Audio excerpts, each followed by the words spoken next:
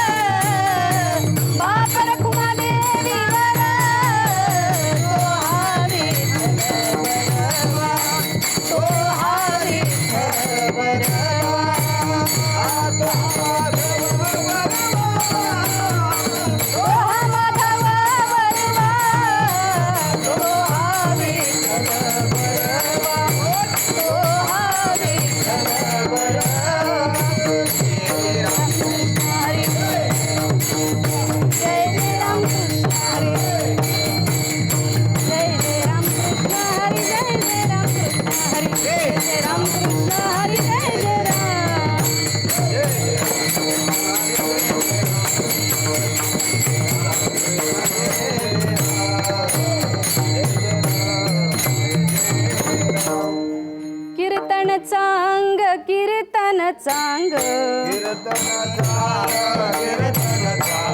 कीर्तन चांग कीर्तन चांग होय अंग हरी रूप होय अंग हरी रूप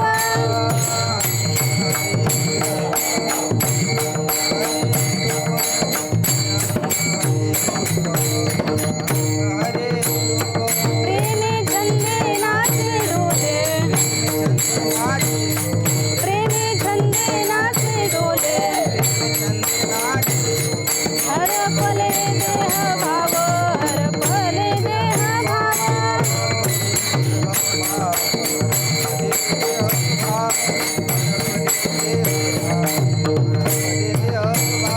एक देशी जीव कळा एक देशी जीव कळा हात कळा तोयरा हात कळा तोयरा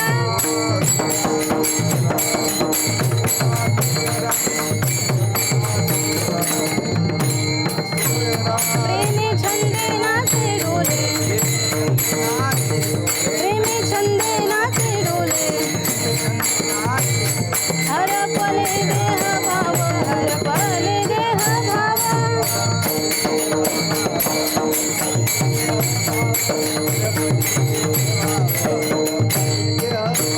तुका म्हणे उरला देव तुका म्हणे उरला देव गेला भेव ते काळे गेला भेव त्या काळे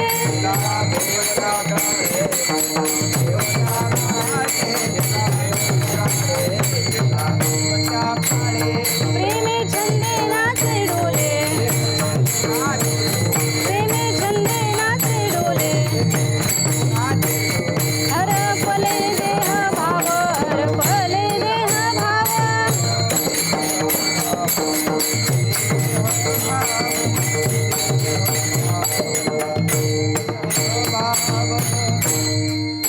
विठोबार कुमारी विठोबार कुमारी विठोबार कुमारी विठोबार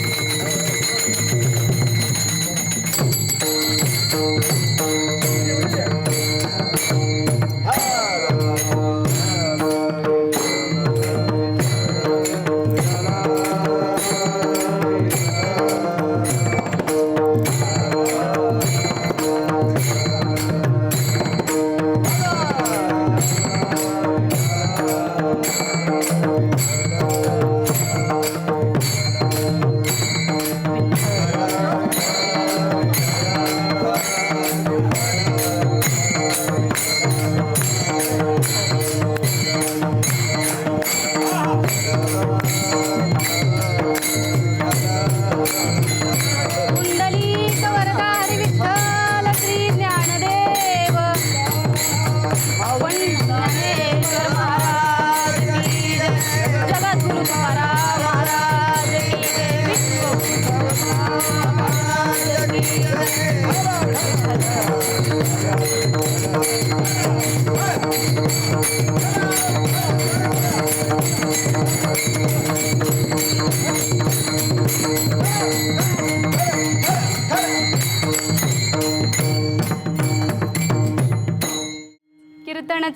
कीर्तन चांग होय अंग हरिरूप प्रेमे छंदे नाचे डोले हरपले देह भाव. कीर्तन महात्म्य सांगणारा अभंग आहे. या अभंगामधून जगद्गुरू श्री तुकाराम महाराज आम्हाला कीर्तनाचं महात्म्य सांगतात. बघा, कीर्तनाचं महात्म्य सांगत असताना महाराज सांगतात, पहिल्या चरणातून सांगतात, कीर्तन चांग होय अंगरूप हरिरूप. हे कीर्तन महात्म्य, कीर्तनामध्ये नाचत डोलत असताना आम्हीच काय, तणानच काय किंवा मनानच काय, तर आमची तनानही काय हरिरूप होते असं महाराज सांगतात. प्रेमे छंदे नाचे डोले हरपले देहभाव. देहभान आम्ही हरपून जातो भगवंताच्या नामस्मरणामध्ये नाचत असताना. तिसऱ्या चरणामध्ये सांगतात, एकदेशी जीव कळा हा सकळा सोयरा. आम्ही कुठल्याही संकटामध्ये असो, कुठल्याही त्या ठिकाणी कुठल्याही संकटात आम्ही जर अडकून पडलो, त्या ठिकाणी भगवंत आमच्या सकळा सोयरा, तो सतत आमच्या सोयराप्रमाणे आमच्याबरोबर असतो. आणि शेवटच्या चरणामध्ये सांगतात की तुका म्हणे उरला देव गेला भेव त्या काळे. आता जगद्गुरू श्री तुकाराम महाराज सांगतात की या जीवनामध्ये जीवन जगत असताना मला कुठल्याही प्रकारची चिंता राहिलेली नाही. तुका म्हणे उरला देव, माझ्यासाठी फक्त आता देव आणि देव एकच विषय आहे. तुका म्हणे उरला देव गेला भेव त्या काळे. विठ्ठल विठ्ठल.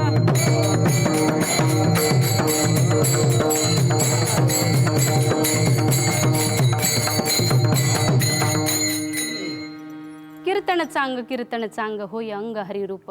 सेवेसाठी घेतलेला अभंग जगद्गुरू श्री तुकाराम महाराजांचा आहे. आणि या अभंगामधून जगद्गुरू श्री तुकाराम महाराज आम्हाला कीर्तनाचं महात्म्य सांगतात. बघा, सुरुवातीलाही नामस्मरणाच्या ज्या अभंगामध्ये आपण पाहिलं तिथेही आपण नाम महात्म्य पाहिलं, परंतु या ठिकाणी जर कीर्तनाचं महात्म्य पाहायला गेलं, अनेक युग जी गेली त्या युगांमध्ये वेगवेगळ्या प्रकारची साधना सांगितलेली होती भगवंताच्या प्राप्तीसाठी. वेगवेगळ्या प्रकारची साधना त्या त्या युगामध्ये करून भगवंताची प्राप्ती व्हायची.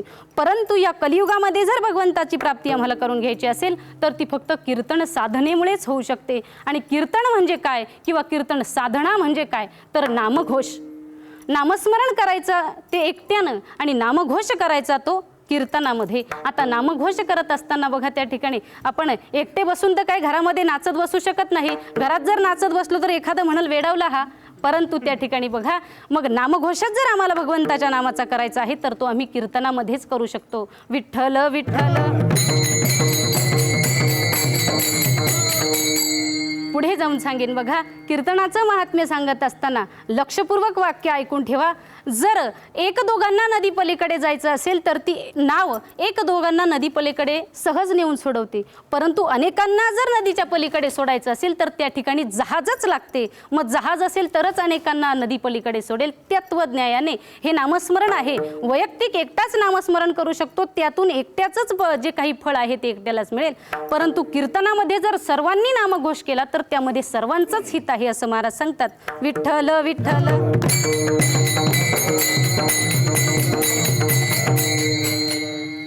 कीर्तन आतूनही चांगलं आहे आणि कीर्तन बाहेरूनही चांगलं आहे. कीर्तन वक्त्यासाठीही चांगलं आहे आणि कीर्तन श्रोत्यासाठीही चांगलं आहे. बघा, कीर्तन ऐकत असताना ब्रह्मीभूत काया होत असे कीर्तनी, असं संत महात्म्यांनी लिहून ठेवलेलं आहे. कीर्तन करत असताना कीर्तनकाराचा देह सुद्धा, हे जे आता आपण विठोबा रखुमाई भजन घेतलं, अगदी ही जे काही ऊर्जा आहे ती अशी तशी ऊर्जा नाही. हे काही कुठे क्लास वगैरे आम्ही लावलेले नाही, परंतु ही ऊर्जा आम्हाला भगवंताच्या नामस्मरणाने आम्हामध्ये तयार होते. आणि मग ह्या ऊर्जेमध्ये आम्ही त्या ठिकाणी प्रेमे छंदे नाचे डोले अगदी आनंदाने नाचत असतो. मग ती ऊर्जा काही क्लास वगैरे लावून किंवा त्या ठिकाणी कुठे शिकायला जाऊन आम्ही ती ऊर्जा निर्माण केलेली नाही, तर ती भगवंताच्या नामस्मरणामुळे आमच्यामध्ये निर्माण झालेली ऊर्जा आहे. असं हे कीर्तनाचं महात्म्य सांगत असताना सांगेन बघा, त्या ठिकाणी महाराज सांगतात की कीर्तन करत असताना त्या ठिकाणी आपण कीर्तन चांग होय अंग हरिरूप. ते कीर्तन इतकं चांगलं आहे आणि ते कीर्तन इतकं श्रेष्ठ आहे की ते कीर्तन करत असताना कीर्तन परमफळही देतं आणि कीर्तन त्या ठिकाणी शेवटचं फळही देतं. तुम्ही म्हणाल कशावरून? बघा, कीर्तन करत असताना किंवा संसारामध्ये संसार करत असताना आयुष्यभर जर संसार केला आणि संसार करत असताना जर त्या संसाराला परमार्थाची साथ दिली, म्हणजे त्या ठिकाणी परमार्थ आम्ही जर केला, कीर्तनाला गेलो, वारीला गेलो वगैरे, याला परमार्थ म्हटलेलं आहे. आयुष्य जगत असताना जर आम्ही परमार्थ केला आणि परमार्थ करत असताना शेवटी सुद्धा जर आमच्या मुखामध्ये भगवंताचं नामस्मरण आलं, म्हणजेच कीर्तन त्या ठिकाणी परमफळ आहे असं म्हटलेलं आहे. विठ्ठल विठ्ठल.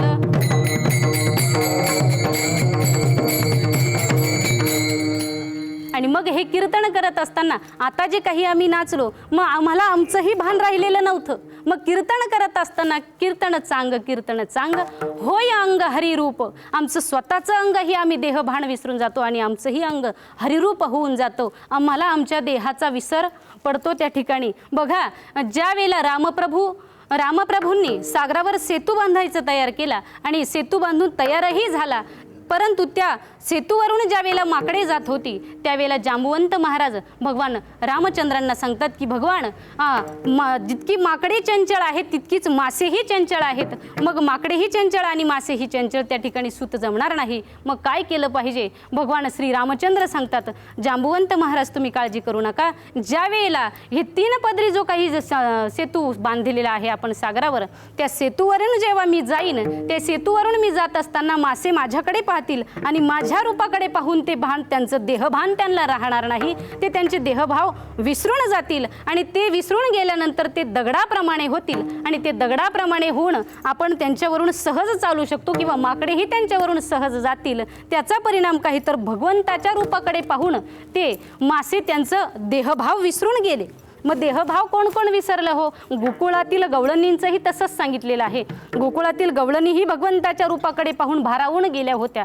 त्या काय करायच्या, काय खायच्या, काय काम करायच्या, त्यांना काहीही त्याचं भान राहत नव्हतं. त्या जे जे काही काम करायच्या ते सतत भगवंताकडे पाहूनच त्यांचं काम असायचं.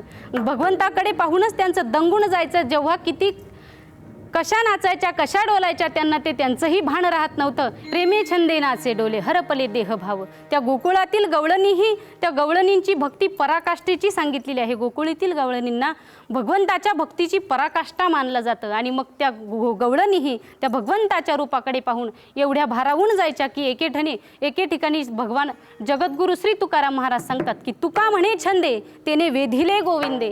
त्या गवळणींनी त्या भगवंताच्या रूपाकडे पाहून त्या स्वतःचं देहभान विसरले होत्या आणि त्या काय काम करायच्या, काय खायच्या, काय प्यायच्या हेही त्यांच्या लक्षात राहिलं नव्हतं. बघा, भागवतातील कथा आहे किंवा भागवतातील कथेचं वर्णन आलेलं आहे. लक्ष करून ऐका. व्यासपुत्र शुकदेव आहेत, भागवतामध्ये वर्णन आलेलं आहे. व्यासपुत्र शुकदेव आधीच्या जन्मामध्ये पोपट आहे आणि एका झाडावर बसलेले आहेत. झाडावर बसलेले असताना त्या ठिकाणी भगवंताचं नामस्मरण करत आहेत.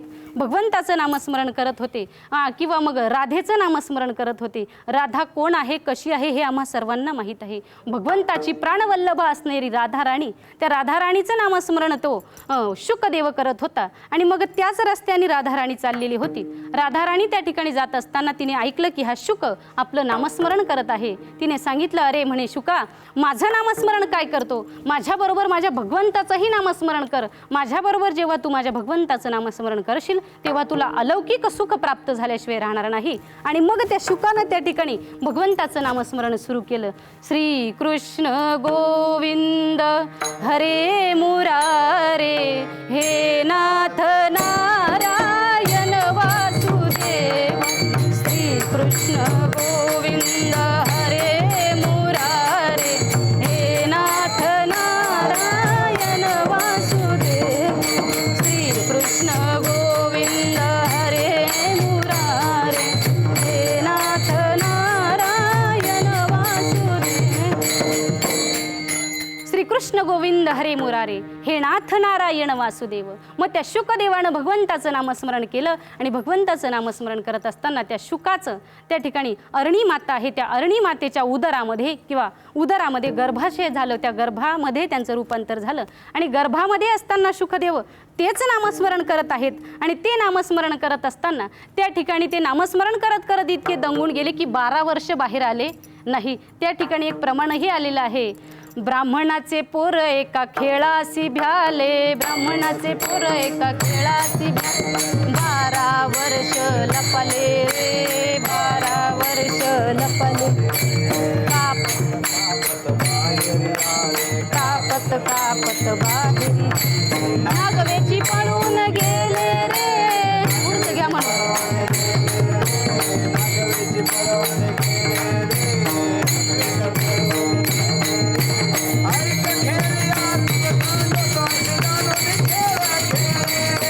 ऐक खेळिया तुझं सांग पैसे जाणून खेळ खेळे रे. ऐक खेळिया तुझं सांग पैसे जाणून खेळ खेळे.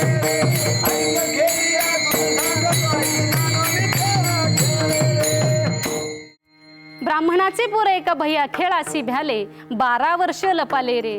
ते शुकदेव अरणी मातेच्या आपल्या मातेच्या गर्भामध्येच नामस्मरण करत बसली. तिथून बाहेर येईनात आणि मग बाहेर येईनात म्हणाल्यानंतर भगवंताने विचारलं, म्हणे शुकदेव बाहेर का येत नाही? मग त्या शुकदेवांनी सांगितलं, देवा ही तुमची जी माया आहे ती फार कठीण आहे.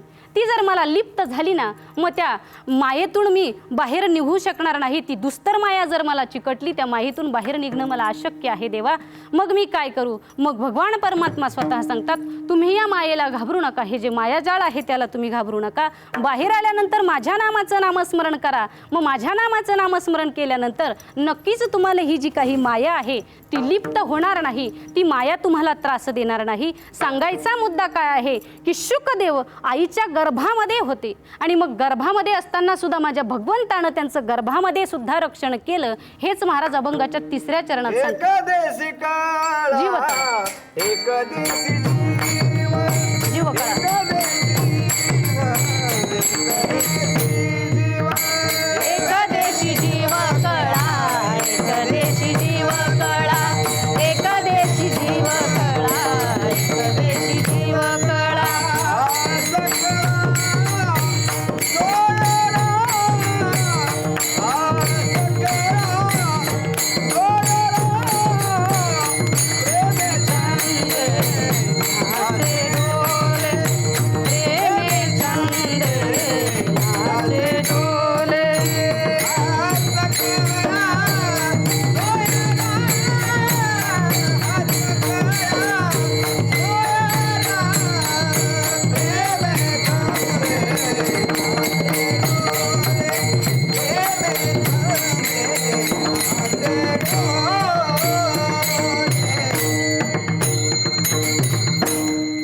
एकदेशी जीवकळा हा सकळा सोयरा. ब्राह्मणाचे पोर एका भयासी भ्याले. आपण आत्ताही इतक्यातच वर्णन ऐकलं.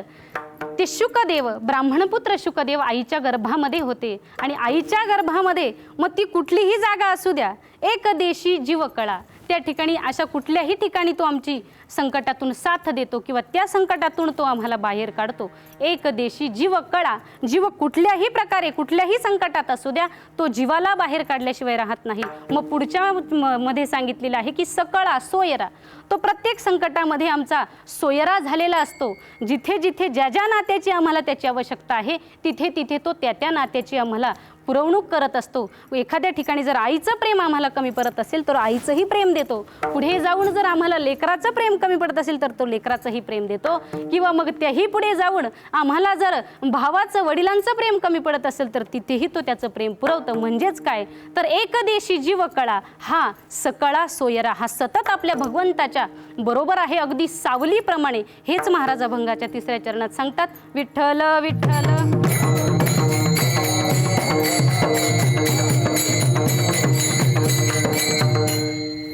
आता महत्वाचा मुद्दा म्हणजे काय की ब्राह्मणदेव किंवा ब्राह्मणपुत्र शुकदेव एका झाडावर बसून नामस्मरण तर करत होते, परंतु नामस्मरण कोणाचं करत होते तर राधेचं. आता राधाराणी कोण मांडलेली आहे तर एक संत मांडलेली आहे. आणि मग जर आम्हाला भगवंतापर्यंत जायचं आहे, भगवंताची प्राप्ती आम्हाला करून घ्यायची आहे, तर ती संतांद्वारेच करता येईल असं यामध्ये वर्णन आहे. Yeah.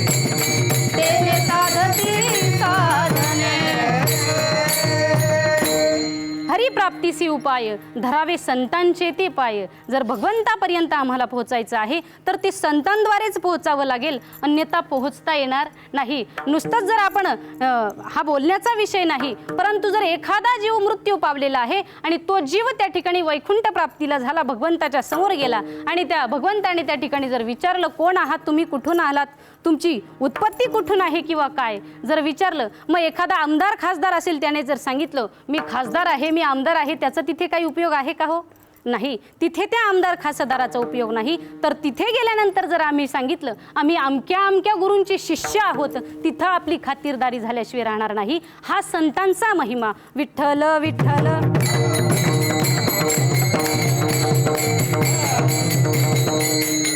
मग या ठिकाणी राधाराणी संत सांगितलेले आहेत. मग त्या राधाराणीनं त्या शुकदेवांना मार्गदर्शन केलं की तुम्ही अमुक अमुक रस्त्याने जा, तुम्हाला त्या ठिकाणी भगवंताची प्राप्ती झाल्याशिवाय राहणार नाही. कारण ही राधाराणी कोण सांगितलेली आहे? भगवंताची प्राणवल्लभा सांगितलेली आहे. त्या राधाराणीने सांगितलं नुसतं माझं भजन करू नको, माझ्याबरोबर भगवंताचंही भजन कर. मग माझ्याबरोबर भगवंताचं भजन केल्यानंतर तुला देवाची प्राप्ती होईल. आता राधाराणीचा महिमा काय आहे, कसा आहे? एका बघा गीतामधून आपण पाहणार आहोत. राधाराणीचा महिमा सांगत असताना सांगेन बघा मी तुम्हाला, राधाराणीचा महिमा सांगितलेला आहे. कारण राधाराणी एक संत आहे आणि मग त्या संतांच्याद्वारे भगवंतापर्यंत आपल्याला जायचं आहे. राधेचा महिमा आलेला आहे. राधा ना होती तो वृंदावन ही वृंदावन ना होता, कान्हा भी होते बंसी भी होती, बंसी भी प्राण ना होती. वाक्याकडे लक्ष द्या. बिना परिणय के ओ प्रेम की पुजारन, बिना परिणय के, परिणय यानी विवाह, बिना परिणय के ओ प्रेम की पुजारन, कान्हा की पटरानी हो गई. ती राधाराणी आहे, ती आपण संत मानलेली आहे. मग त्या राधाराणीच्या द्वारे तो शुकदेव भगवंतापर्यंत पोहोचला. हा महिमा संतांचा आपण या ठिकाणी वर्णन केलेला आहे. विठ्ठल विठ्ठल.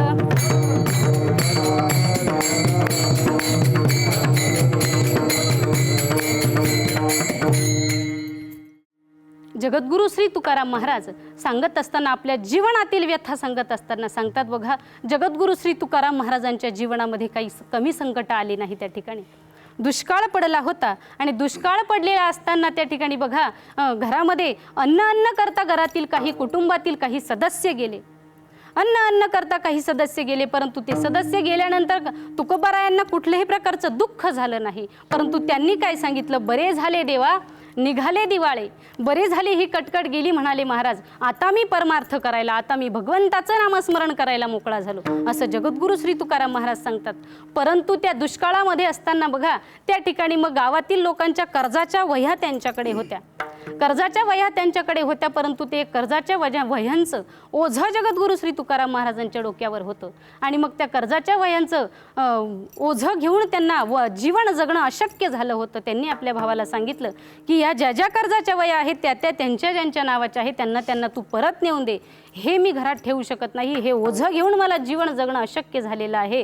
परंतु त्या ठिकाणी त्यांच्या लहान भावाने ऐकलं नाही. त्यांनी सांगितलं, दादा अरे एवढ्या दुष्काळाच्या काळामध्ये एवढाच एक सहारा आपल्याला राहिलेला आहे. आपल्या कुटुंबातील काही सदस्य तर गेलेच आहेत, परंतु आपण आहोत. मग आपल्याला निदान या कर्जाच्या वह्या लोकांकडून कर्ज घेऊन काहीतरी आपली जी काही जीवन लीला आहे किंवा जीवनातील जे काही संकट आहे ते निवारण करता येईल या कर्जाच्या वह्यांच्या सहाय्याने. परंतु हे जगद्गुरु श्री तुकाराम महाराजांना मान्य नव्हते. त्यांना राग आला आणि त्यांनी ठरवलं हे सर्व सोडायचं आणि एक उंच डोंगरावर जाऊन त्या ठिकाणी नामस्मरण करत बसले. आणि मग नामस्मरण करत असताना 1 दिवस नाही 2 दिवस नाही तर असे 15 दिवस जाऊन बसले. आणि मग घरी सगळी शोधाशोध झाली, सर्वजण त्या ठिकाणी रडू लागले वगैरे. आणि मग रडत असताना त्यांची पत्नीने आपल्या लहान दिराला हट्ट केला की म्हणे तुमचे भाऊ कुठे गेलेले आहेत, शोधून आणा.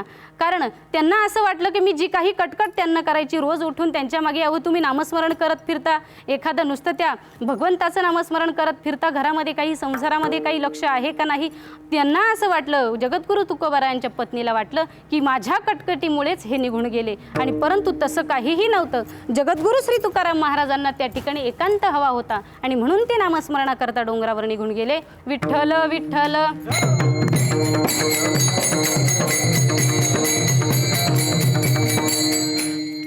आणि मग त्या ठिकाणी 1 दिवस नाही 2 दिवस नाही असे 15 दिवस गेले. आणि मग 15 दिवस गेल्यानंतर त्यांच्या भावांनी शोधाशोध सुरू केली. आणि शोधाशोध करत असताना जगद्गुरू श्री तुकोबरायांना एका डोंगरावर गुहेमध्ये त्या ठिकाणी ते जाऊन बसलेले होते. आणि मग गुहेमध्ये जाऊन बसलेले असताना त्या ठिकाणी नामस्मरण करत होते.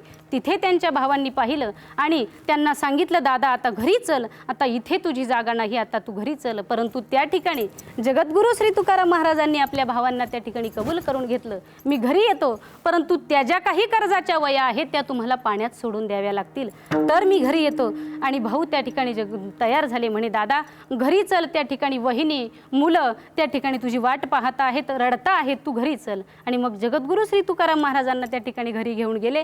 घरी घेऊन गेल्यानंतर ते नदीपाशीच हटवून राहिले. मी इथंच उभा राहीन म्हणाले. त्या कर्जाच्या वया माझ्याकडे घेऊन या, त्या कर्जाच्या वया ज्या वेळेला मी माझ्या हाताने पाण्यामध्ये सोडेल तेव्हाच घरी येईल. आता कर्जाच्या वया पाण्यामध्ये सोडेपर्यंत तिथं नामस्मरण चालू झालं. आणि नामस्मरण करत असताना त्या ठिकाणी ते भाऊ कर्जाच्या वया घेऊन आले आणि त्या पाण्यामध्ये सोडल्या. आता पाण्यामध्येही सोडल्या, परंतु त्या ठिकाणी जगद्गुरू श्री तुकाराम महाराज घरी आले. आणि घरी आल्यानंतर पत्नीला सांगितलं की त्या ठिकाणी बघ म्हणे, हे सर्व बंधनातून आता मी मुक्त झालेलो आहे. मी नामस्मरणासाठी गेलेलो होतो. तिने रडण्याला सुरुवात केली वगैरे. अहो तुम्ही माझ्या त्रासाला कंटाळले होता का, किंवा मी रोज काही जी कटकट करायची त्या कटकटीला तुम्ही वैतागून निघून गेला होतात का. तिने सांगितलं नाही. त्यांनी सांगितलं नाही, मी कुठल्याही प्रकारच्या त्रासाला वैतागून गेलो नाही. मला भगवंताचं नामस्मरण करायचं होतं, मला भगवंताची प्राप्ती करून घ्यायची होती, म्हणून मी नामस्मरणासाठी डोंगरावर गेलो होतो. विठ्ठल विठ्ठल.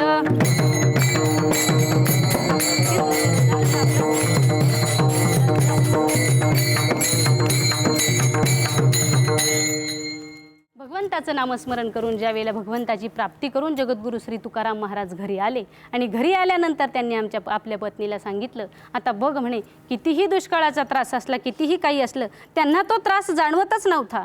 त्यांना त्या त्रासाचं काही पडलेलंच नव्हतं, कारण ते सतत भगवंताचं नामस्मरण करत होते. भगवंताचं नामस्मरण करत असताना त्या ठिकाणी त्यांनी इतकं सुंदर असं भगवंताचं नामस्मरण त्यांचं असायचं. विठोबा रखुमाई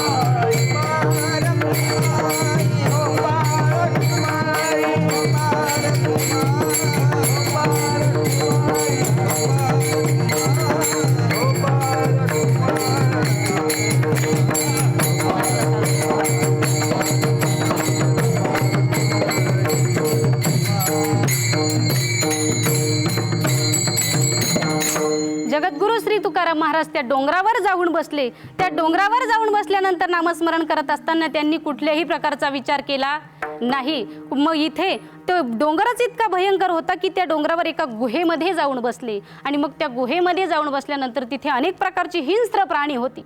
मग ते हिंस्र प्राणी त्यांच्या जीवावर किंवा त्यांच्यावर कधीही हल्ला करू शकले असते, परंतु त्यांनी तो विचार केला नाही. त्यांनी तो विचार न करता भगवंताचं नामस्मरण केलं, कारण ते सर्व काही देहभान विसरले होते. ते सांगतात जगद्गुरू श्री तुकाराम महाराज एका ठिकाणी सांगतात की देव पहावयासी गेलो, देव होऊन या ठेलो. त्या ठिकाणी सांगतात जगद्गुरू तुकोबाराय की मी देवाची प्राप्ती करायला गेलो, पण मीच देव होऊन बसलो. तुका म्हणे उरला देव, गेला भेव त्या काळे. आता आम्ही सर्व काही त्या ठिकाणी आम्हाला कुठल्याही प्रकारची भीती उरलेली नाही.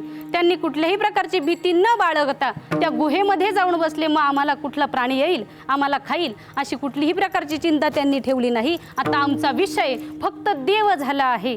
विषय तो त्यांचा झाला नारायण, असं महाराज एका ठिकाणी म्हणतात. आता आमचा विषय फक्त देव झालेला आहे आणि देवा वाचून आम्हाला कोणी राहिलेलं नाही. तुका म्हणे उरला देव, गेला भेव त्या काळे. विठ्ठल विठ्ठल. अभंगाचा भावार्थ आपण पाहिला, परंतु बघा आवर्जून सांगण्याचा तुम्हाला प्रयत्न करेन की एखादा पुरुष जर त्या ठिकाणी यशस्वी झाला एखाद्या कार्यामध्ये, तर सांगतात की त्याच्या पाठीमागे कुण्यातरी महिलेचा हात आहे. मग ती महिला पत्नी असेल, ती महिला बहीण असेल किंवा ती महिला आई असेल, परंतु एकमेव महिला आम्ही महिला आज घराच्या बाहेर पडलो, आमच्याही मागे कुणाचा तरी हात आहे, आमच्याही मागे कुणाचा तरी पाठिंबा आहे. आमचे सर्वच या ठिकाणी जी काही टीम आहे, जोगलटेंभी गावातून आम्ही आलेलो सर्वांची जी काही टीम आहे, या टीमचीही आम्हाला साथ आहे. कारण हा खेळ नव्हे एकल्याचा, म्हणूनही मेळ जमविला. सर्वांचा साथ असल्याशिवाय हे सर्व शक्य नाही. आणि मुख्य आधार जो आहे, जे पती आहे, माझे पतींचीही साथ सुंदर आहे. कारण पतीच्या साथीशिवाय त्या ठिकाणी हे सर्व शक्य नव्हतं. इथपर्यंत जो काही प्रवास आला, तो प्रवास मी माझा भगवंताच्या कृपेने आलेला प्रवास समजेन आणि या ठिकाणी सेवेला पूर्णविराम देईन. ज्ञानेश्वर माऊली, ज्ञानराज माऊली तुकाराम.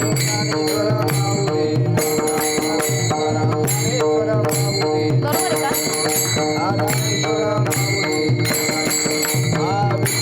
जय जय विठ्ठल, जय जय विठ्ठल. बोलिले लेकुरे वेडी वाकुडी उत्तरे करा क्षमा करा. नाही उच्चारिला अधिकार मी आईला, क्षमा करा.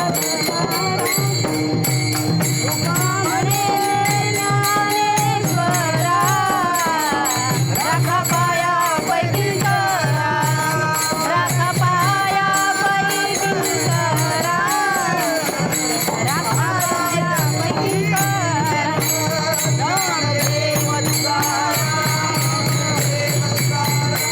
ज्ञानदेव तुकाराम,